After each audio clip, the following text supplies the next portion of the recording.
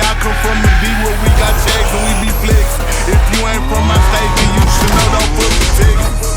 Hey, we always strapped, we keep our weapons. My mama from the A, she slowed it down for me at 7.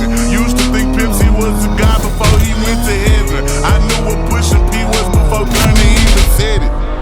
Hey, she zero taught me keep my weapon and never trust a nigga or a bitch cause it's expected. No killers from the country, they ride horses and throw 7s. Got niggas in the east ride ATVs with Mac 11s.